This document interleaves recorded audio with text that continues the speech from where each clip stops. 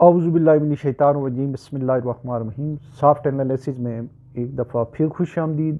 आज हम दो बातों का जायज़ा लेंगे। एक तो ये कि जो इलेक्शन कमीशन का कल का जो आया है फैसला, उसकी रोशनी में पीटीआई कितनी सीटें कौमी और सूबाई असम्बली की लूज़ कर गई और कितने उसके वोट ज़ाया हो गए प्रेसिडेंशियल जो इलेक्शन था उसके, और उसका जो है सेनेट के इलेक्शन पे भी क्या असर पड़ेगा। एक तो ये उसको, दूसरा ये है कि ये गलती किससे हुई है, ये किस लेवल पे ये गलती हुई, आया इसको अवॉइड किया जा सकता था। तो ये दो बातों का हम जायज़ा लेंगे। तो जैसा कि आप जानते हैं कि पीटीआई ने सिंगल लार्जेस्ट पार्टी थी जो इलेक्शन कमीशन के हिसाब से 94 जो है उन्होंने सीटें जो है वो ली थी। तो उसमें जो कौमी असम्बली में है, कौमी असम्बली में उन्हें कम अज़ कम 26 या 27, थोड़ा सा फ्रैक्शन का फ़र्क था, 26 सीटें, 23 ख़वातीन की, 3 मराठीज़ की मिलनी चाहिए थी, वो ज़ाया हो गई। केपी के असम्बली के 115 के हाउस में ना 91 जो है वो थे, 4 और लोग, 87 उन्होंने जीती थी, 4 और लोग शामिल हो गए। तो इसमें जो है वो चांस ये था कि 30 में से 24 सीटें जो है वो जीत जाएंगे। तो 24 सीटें तकरीबन वो ज़ाया हो गई केपी की असम्बली की। अच्छा, पंजाब असम्बली में ये हुआ कि पंजाब असम्बली की जो है वो तकरीबन जो है उनकी 27 सीटें जो है वो ज़ाया हो गई प्रोविंशियल असम्बली की। अच्छा, उसके बाद जनाब जो उनकी जो सिंध असम्बली है, सिंध असम्बली में जो है उनकी 6 सीटें ज़ाया हो गई, और बलूचिस्तान में 6 आज़ाद जो है अभी तक वो शो हो रहे हैं, अगर वो सारे इनके थे या 5 या 6 थे, वो इतनी ज़ाया हो गई। तो टोटल ये सीटें बनी उस हिसाब से जो है ये एक जो प्रेसिडेंशियल इलेक्शन के लिए जो है ये तकरीबन 48 से 50 सीटें उनकी ज़ाया हो गई। वो किस तरह से, कौमी असम्बली के एक बंदे का एक वोट है, बलूचिस्तान की एक असम्बली का एक वोट है, तो ये 26 और 6 32 वोट ये हो गए। केपीके की असम्बली के जो है वो तकरीबन जो है सारी, मैं ये एक्सप्लेनेशन भी करूँ कि उनका 1.5 बंदे का वोट नहीं है। अभी उनकी जो है 145 हैं, उसको अगर 65 पे तकसीम करेंगे वो 2.4 आता है।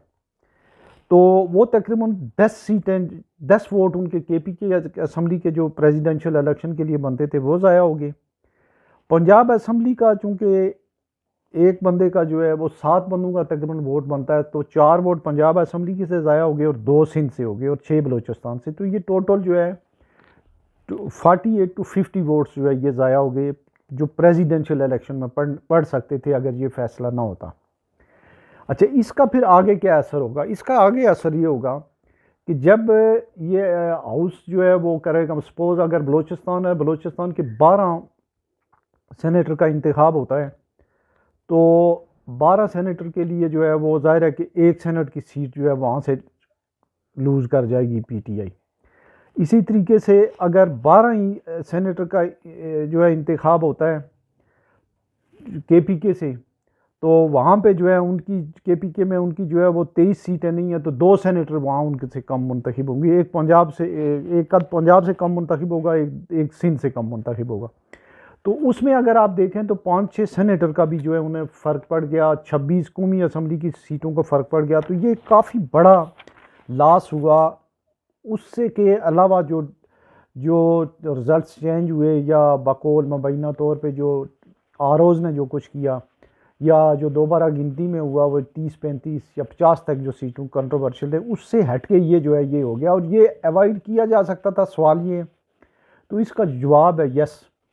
इससे मुश्किल काम जो है पीटीआई का आम वर्कर कर गया, आम वोटर कर गया। इंतहाई मुश्किल काम था कि सैकड़ों उनको जो है मुख्तलिफ़ किस्म के जो है वो मिले हुए थे इंतखाबी निशान, उसके ऊपर वो वोट कास्ट कर गए। लेकिन जो उनकी कोर टीम थी, पर्टिकुलरली ये जो उनकी लीगल टीम थी, उसमें बैरिस्टर गौर खान थे, उसमें हामिद खान थे, अली जफ़र थे, फ़लाँ थे। तो ये लोग वो जो है वो सलमान अकरम राजा, ये आके कहते हैं जी कि वो फ़लाँ आर्टिकल की फ़लाँ, उसमें आर्टिकल में कुछ नहीं होता है। करना इन्होंने जो काम था, इन्होंने अपने करने का ये काम सिंपल सा ये ना कर सके कि एक तो ये इलेक्शन में इनको पता था कि उसकी बड़ी स्क्रूटनी होनी है, और उसको बहुत अच्छे तरीके से कर जाते तो बहुत अच्छी बात थी।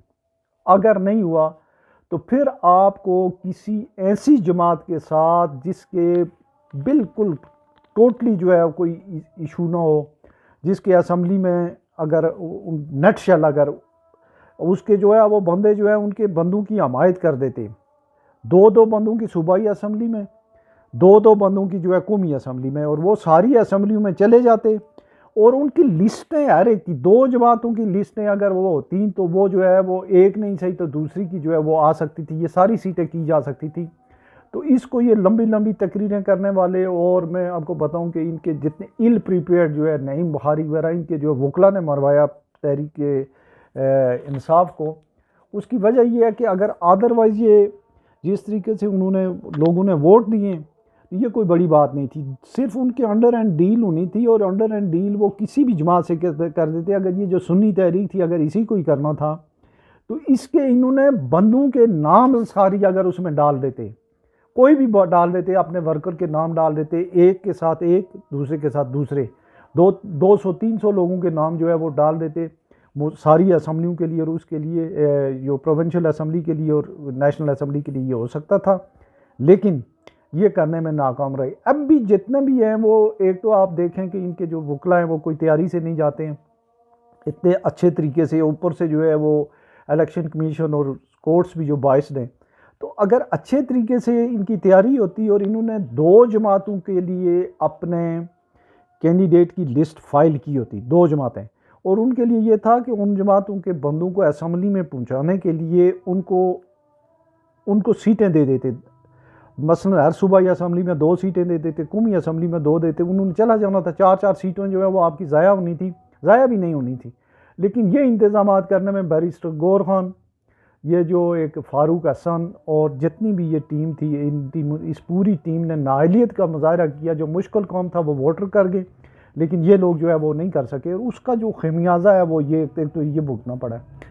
दूसरा जो है वो जो जिस तरह के हालात बन रहे हैं, या जिस तरीके से नून लीग के अंदर से बहुत स्ट्रांग आवाज़ें आने शुरू हो गई हैं कि ये इलेक्शन जाली हैं। MQM तो कह ही रही है, पीपल्स पार्टी कह रही है, बाकी इंटरनेशनल मीडिया भी कह रहा है, लेकिन जो ये नून लीग वाले अंदर से कहने शुरू हो गए हैं, और एक नई जमात भी जो है बनने वाली है, तो ये कोई इस हुकूमत का जो है, मरकज़ी हुकूमत का कोई इतना लंबा जो है वो नहीं टर्न्योर इसलिए नहीं लग रहा है कि पीपल्स पार्टी भी वजारतें नहीं ले रही है, और कोई अनपॉपुलर डिसीजन मेकिंग भी इन्होंने करनी है। तो इस लिहाज से मेरा ख्याल है कि इलेक्शन शायद 2025 में फिर हो जाए। आम जो एक प्रिडिक्शन है लोगों की, कुछ कहा नहीं जा सकता है। अलबत्ता शहबाज शरीफ साहब जिस तरह के वज़ीर आज़म हैं, उन्हें तो वो बाज़ लोगों को इतना सूट करते हैं कि वो ताहियात वज़ीर आज़म रहें, और वो उसकी रीज़न ऑब्वियस हैं। अपना ख्याल रखिएगा, अज़ान हो रही है, तो बहुत बहुत शुक्रिया, थैंक यू वेरी मच।